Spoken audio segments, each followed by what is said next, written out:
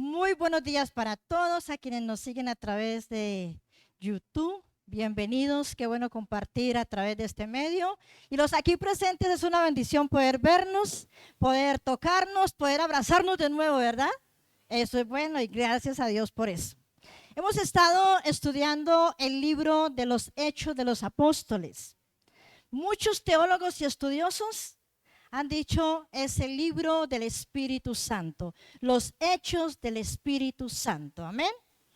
Y si ha habido una época, un tiempo en el cual la persona del Espíritu Santo ha estado en acción, es el tiempo de la iglesia, el tiempo de la gracia, porque Jesús dijo que era necesario que Él regresara para que viniera otro consolador, el Espíritu Santo. Y hemos estado viendo en todos estos 6, 7 capítulos primeros del libro de los Hechos, cómo el Espíritu Santo ha estado obrando, cómo se ha estado manifestando, cómo ha estado guiando a los apóstoles y a los integrantes de esta primera iglesia en su desarrollo, en su formación, en su estructura, en el nombramiento de líderes para aquella época.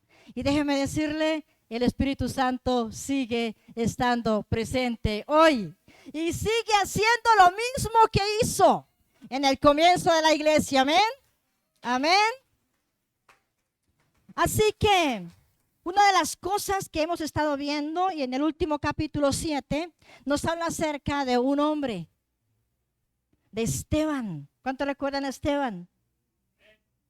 Para que Esteban pudiera servirle al Señor, él tuvo que cumplir con unos requisitos.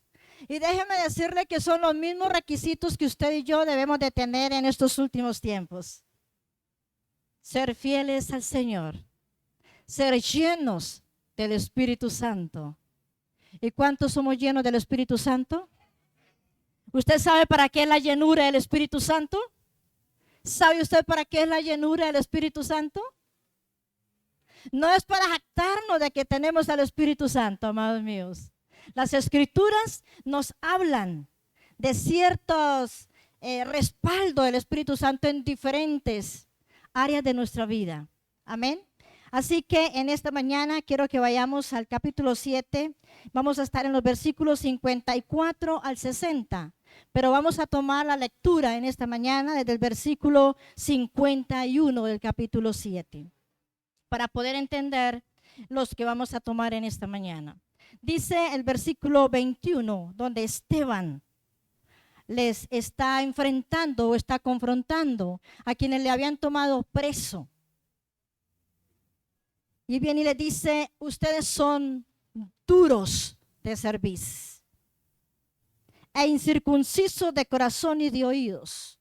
¿Por qué les dice esto? Porque todo el capítulo anterior, él les había estado recordando todo lo que Dios había hecho por el pueblo y cómo les había enviado aún a su hijo, pero ellos lo habían rechazado. Así que aquí les dice, duro de cerviz e incircunciso de corazón y de oídos. Vosotros resistís siempre, ¿a quién? Al Espíritu Santo. Como vuestros padres, así también vosotros.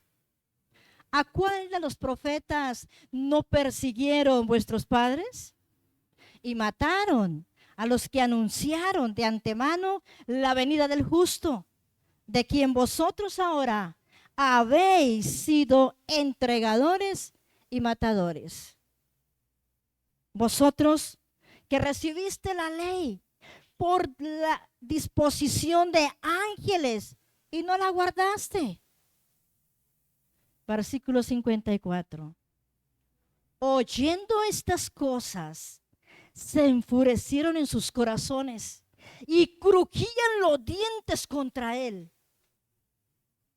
Pero Esteban, lleno del Espíritu Santo, puesto los ojos en el cielo, vio la gloria de Dios y a Jesús que estaba a la diestra de Dios y dijo, he aquí, veo los cielos abiertos y al Hijo del Hombre que está a la diestra de Dios. Entonces ellos, dando grandes voces, se taparon los oídos y arremetieron a una contra él. Y echándole fuera de la ciudad, le apedrearon. Y los testigos pusieron sus ropas a los pies de un joven que se llamaba Saulo. Y apedreaban a Esteban mientras él invocaba y decía: Señor Jesús, recibe mi espíritu. Y puesto de rodillas, clamó a gran voz: Señor, no les tomes en cuenta este pecado. Y habiendo dicho esto, durmió. Y Saulo consentía en su muerte. En aquel día hubo una gran persecución contra la iglesia que estaba en Jerusalén. Y todos fueron esparcidos por las tierras de Judea y de Samaria, salvo los apóstoles. Padre, gracias. Gracias por esta tu palabra, Señor. La bendecimos en esta mañana y te pedimos que por favor pongas en nosotros oídos espirituales, ojos espirituales, una mente abierta y un corazón receptivo, porque queremos, anhelamos, Señor, ser hacedores de esta palabra en el nombre de Jesús. Y la iglesia dice, y amén. Podemos ver que en esta sección se nos está narrando la historia de la iglesia primitiva. Y lo que observamos son las consecuencias del discurso de Esteban. Y ese discurso le trajo consecuencias no solamente a él, también le trajo consecuencias a la iglesia. A una iglesia que apenas estaba empezando a desarrollarse. Y el discurso de Esteban, si leemos todo el capítulo 7, ¿en qué consistía? En recordar que Jesús era el Salvador, que Jesús había venido como el embajador y como el representante de Dios el Padre para mostrarles a ellos que la salvación no era por el templo, no era por la santidad que ellos le devengaban al templo, sino que Él en su presencia de Hijo vino y les mostró y les direccionó. Y ahora que Él ya no estaba, Él en su presencia seguía estando con ellos. Y esto no les agradó, para nada le agradó a los que estaban allí. Entonces vemos cómo Esteban, lleno del Espíritu Santo y puesto sus ojos en el cielo, está teniendo una visión de la gloria de Dios y del mismo Jesús. Amén. Con esta acusación del pueblo judío que nos narra aquí en los versículos 51 al 53, pues Esteban está llevando como al final su discurso. Está terminando con estas palabras. Pero este es uno de esos finales no muy agradables, porque este es un final bastante violento, bastante lleno de violencia, de enojo, de rabia y de ira. El final que está teniendo Esteban en esta porción no es nada para decir gloria a Dios, aleluya. Es más bien de violencia contra un hombre, contra Esteban. Entonces podemos mirar que era de esperarse, pues la reacción del pueblo, las intenciones que tenían, no eran intenciones buenas con Esteban, eran intenciones agresivas, de un intenso enojo y de gran disgusto contra la persona de Esteban. Porque Esteban los estaba confrontando, ¿no? Sin embargo, el versículo dice, y quiero retomarlo de esta manera, el versículo 55, el que sigue al 54. Y mire lo que dice, pero, este pero, iglesia, es uno de esos peros gloriosos que nosotros podemos encontrar en las Sagradas Escrituras y que nos marcan un cambio de dirección o un tono en cuanto a los acontecimientos que se van a empezar a dar. Y lo que vemos aquí con esta expresión es que Esteban está lleno del Espíritu Santo. Esteban está terminando un sermón que le van a responder a él de manera violenta. Pero noten que Esteban no se está ni defendiendo él. Esteban no está buscando justificarse. Esteban en este momento dice que está ¿qué? Lleno del Espíritu Santo. Lleno. Y esta llenura no solamente era por este momento. La llenura de Esteban había estado en todo el tiempo del momento que él se hizo cristiano. Estaba lleno del Espíritu Santo. ¿Cuánto tiempo llevas de ser creyente? ¿Cuánto llevas en el Evangelio?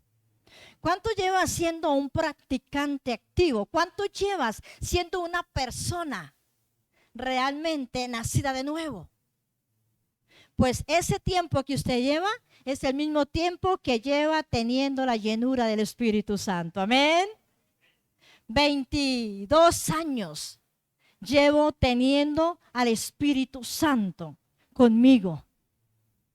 Yo no sé usted cuánto tiempo llevará, pero Esteban, desde el momento en que se convierte, él está lleno del Espíritu Santo. Tiene una vida cristiana en plenitud con el Espíritu Santo. Nunca le ha abandonado, y menos en este momento en el cual se enfrenta Esteban. No es un momento bueno, es un momento de crisis, ¿verdad? Aun cuando esta crisis no ha sido por su desobediencia.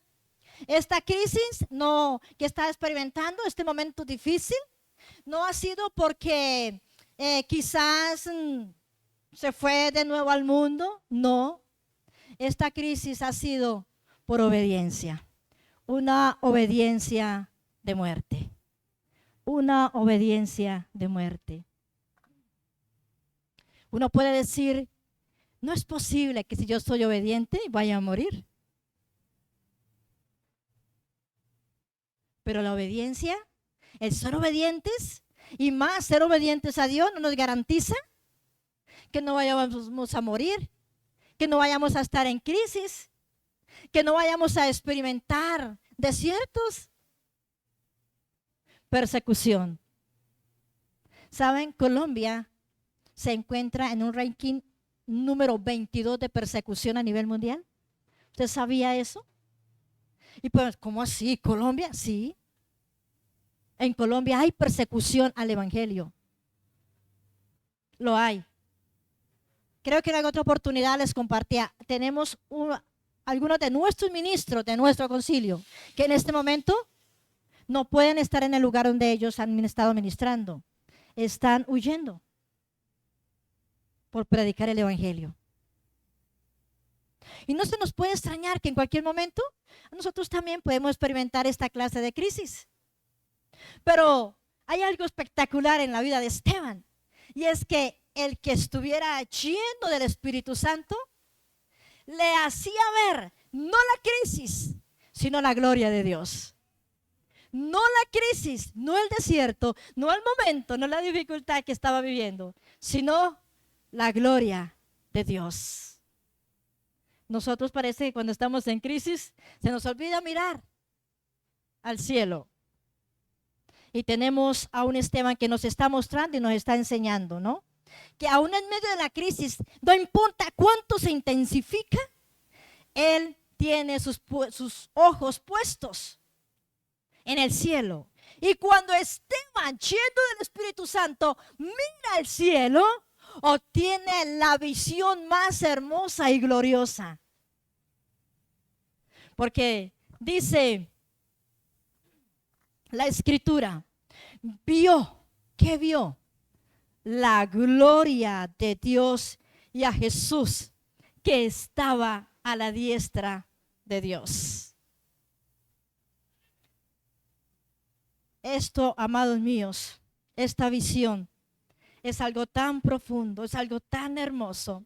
Note ustedes, está mostrando la gloria de Dios el Padre, su resplandor, su brillo. Y yo quiero que usted ponga su mente en la posición en la cual está Esteban.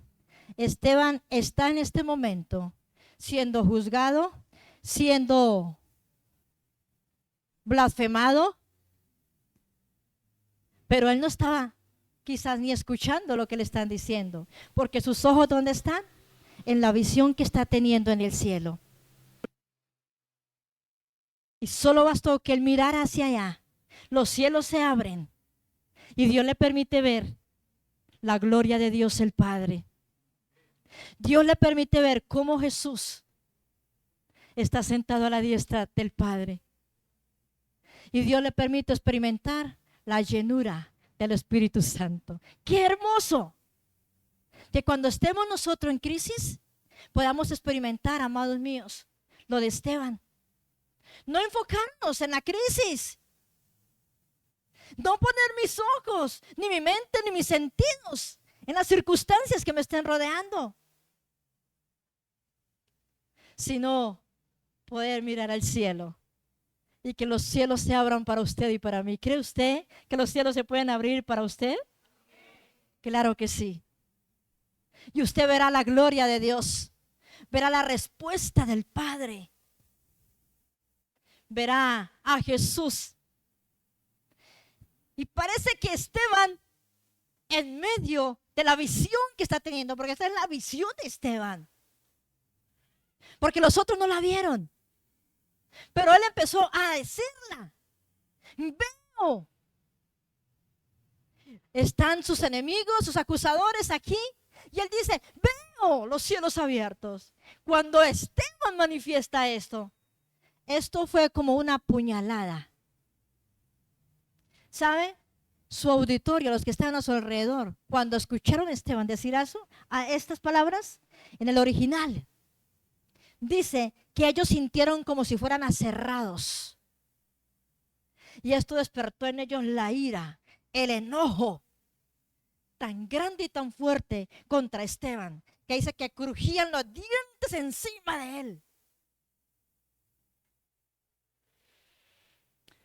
Yo no sé si usted habrá experimentado en algún momento de su vida algo así.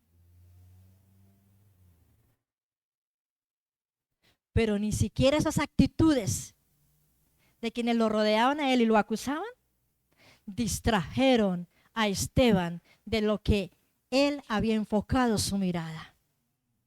Y el problema que tenemos como creyentes, como hijos de Dios, es que nos pasa lo del apóstol Pedro. Nos distraemos, nos desenfoca una situación, una circunstancia. Y en este caso es por predicar el evangelio. Si usted por predicar el evangelio sufre persecución de su familia, de sus amigos, de sus vecinos, déjeme decirle, no se deje desenfocar, no quite los ojos del cielo. Entonces verá la gloria de Dios y verá también al Hijo del Hombre actuando a su favor. ¿Cuánto lo creen? Yo lo creo. Y lo creo porque la Escritura me lo está enseñando en esta mañana. Me lo está mostrando, ¿no? Pareciera que este es un momento de vergüenza para Esteban. Pareciera que esto es una aparente derrota. Pero podemos ver que el solo hecho de que Esteban viera la gloria de Dios, el haber visto a Jesús a la derecha del Padre, nada más eso era suficiente para que lo que estaba experimentando no llegara a su corazón y le causara dolor. Cuando nosotros no quitamos la mirada del cielo, amados míos, no importa lo que se venga, no importa lo que se levante, porque ustedes y yo vamos a ser siempre vencedores en Cristo. Él ya lo hizo todo. Ustedes y yo obedezcamos, así nuestra obediencia nos lleve a la muerte. No desmayemos, aunque veamos todo lo que el mundo hoy, en todo lo que está sucediendo, lo que se está moviendo, amados, todo aquello no debe de quitar nuestra mirada de lo que es el centro de Cristo. Amén. Amén, iglesia. Jesús había dicho en su palabra: desde ahora veréis al Hijo del Hombre sentado a la diestra del poder de Dios y viniendo en las nubes del cielo. En el Evangelio de Mateo 26, 64 usted encuentra esta porción. ¿Y qué está haciendo entonces Esteban? Simplemente está aquí experimentando lo que ya Jesús había dicho. Qué bueno que ustedes y yo también podamos dar testimonio de cada una de esas palabras que Jesús dejó allí, ¿no? ¿Y esto qué hizo? Cuando Jesús se le declaraba culpable de blasfemia y reo de muerte, allí también él también, amados míos, miró al cielo. Jesús también había mirado el cielo, ¿no? Cuando los que están acusando a Esteban escuchan a Esteban recordando todas estas palabras, pues a ellos no les queda otro remedio sino reconocer que Esteban está hablando la verdad. Lo que Esteban no sabía, o quizás hasta este momentico no lo tenía tan claro, era que esta verdad iba a traer consecuencias que iban a marcar a partir de ese momento la historia no solamente de él, sino también de la iglesia. Dice la escritura también, retomando el versículo de acá: y aquí veo los cielos abiertos y al Hijo del Hombre que está sentado a la diestra de Dios. 57. Entonces ellos, dando grandes voces, no pudieron resistir lo que les estaba diciendo Esteban. ¿Y qué dice? Que ellos taparon sus oídos, rechinaban sus dientes. Y entonces dice que se fueron encima de él y a empujones lo sacaron fuera de la ciudad. En la ley, en el libro de Levítico, estaba escrito que todo aquel que cometiera una blasfemia sería sacado fuera de la ciudad. ¿Y por qué fuera de la ciudad? Porque la ciudad era considerada santa y un blasfemo no podía dársele muerte dentro de la ciudad. Por eso eran sacados fuera de la ciudad. Así se sacó a Jesús también fuera de la ciudad para darle muerte. Ahora están sacando a Esteban también. Y noten algo, aquí ellos mismos le pueden dar muerte a Esteban, porque como el pecado que había cometido era contra el templo y era contra la parte religiosa del pueblo judío, entonces ellos tenían la autoridad. Lo contrario fue con Jesús, porque con Jesús dijo que él era el rey, ¿recuerdan? Y por hacer un atentado en contra del gobierno de la época, entonces los romanos tenían una ley y era morir crucificado. Pero Esteban era algo que era de la parte espiritual o religiosa de Israel. Entonces ellos mismos podían sacarlo de la ciudad. Y primeramente los testigos eran los primeros que tenían que ir y lanzar sus piedras. Pero la posición en que tomaban a la persona que iban a lapidar era acostado y las piedras tenían que caerle aquí, en el pecho. Pero con Esteban no sucedió así, porque la escritura, quiero que sigamos leyendo allí.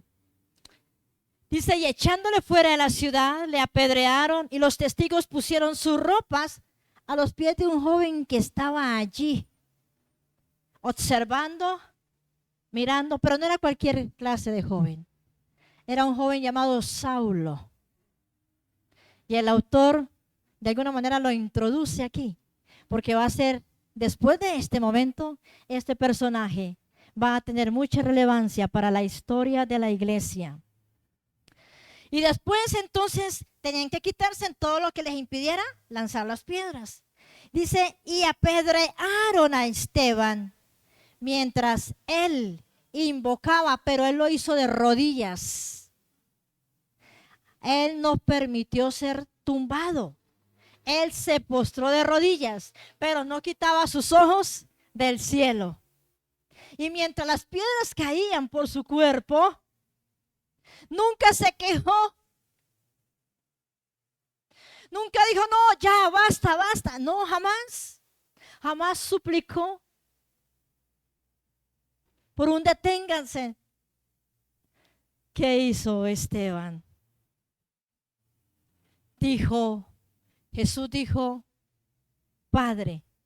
Pero aquí Esteban dice, Señor Jesús. Señor Jesús, recibe mi espíritu. Y puesto de rodillas, clamó a gran voz, quizás en grito, Señor, no les tomes en cuenta este pecado. ¿Y cómo dijo Jesús? Padre, perdónalos, porque no saben lo que hacen. Qué especial, porque el autor del libro de los Hechos quiere dejar en manifiesto que así como Jesús, sus seguidores también iban a sufrir. Que así como Jesús experimentó el perdón en la cruz, sus seguidores también deberían experimentar el perdón. Aún aquellos que les estuviesen persiguiendo, aún aquellos que les estuvieran acusando. La pregunta es, ¿hasta dónde ustedes y yo estamos dispuestos a dar testimonio de Cristo? Hasta la muerte. ¿Hasta dónde estamos dispuestos a obedecer? Hasta la muerte.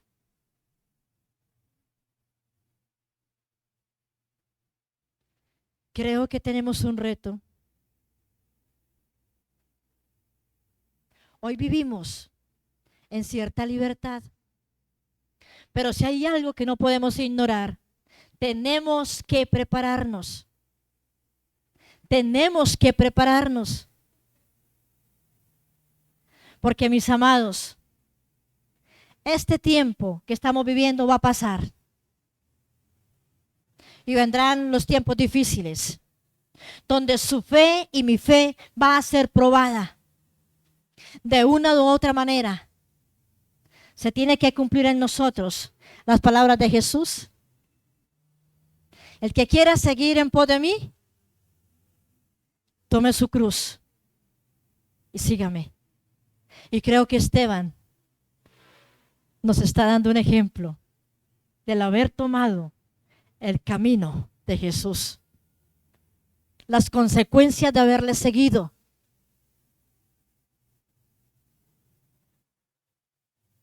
Pero si hay algo, amados, si usted y yo tenemos la llenura del Espíritu Santo, si usted y yo permanecemos en la llenura del Espíritu Santo, entonces vemos a Jesús también ponerse de pie como nuestro abogado y como nuestro único juez. Porque Jesús se pone de pie cuando Esteban está recibiendo las piedras. Cuando usted y yo estamos recibiendo falsas acusaciones por seguir a Jesús, amados míos, Él no nos va a dejar solos. No dejó solo a Esteban. No le dejará a usted solo, ni me dejará sola. Yo lo creo. Yo estoy convencida de eso. Así que, iglesia, si usted y yo disfrutamos hoy de la plenitud del Espíritu Santo, no callemos y seamos obedientes a la gran comisión de ir y de hacer discípulos a todas partes, iglesia. Porque el Espíritu Santo estará siempre con nosotros. Porque Jesús no nos dejará. Y porque usted y yo estamos bajo su protección. Podrán matar el cuerpo, pero nuestro espíritu estará siempre con el Señor Jesucristo. Amén. Amén, iglesia. Vale la pena que busquemos la llenura del Espíritu Santo. Si usted y yo no tenemos la llenura del Espíritu Santo, fácilmente diremos mentiras. Mentiremos y no vamos a obedecer al Señor. Amén. Creo que hoy es el día en el cual tenemos que mirar a la cruz. Miremos a la cruz. Y quiero pedirle a todos los que son bautizados, que han bajado las aguas, en el nombre del Padre, del Hijo y del Espíritu Santo, póngase sobre sus pies, por favor, en esta mañana.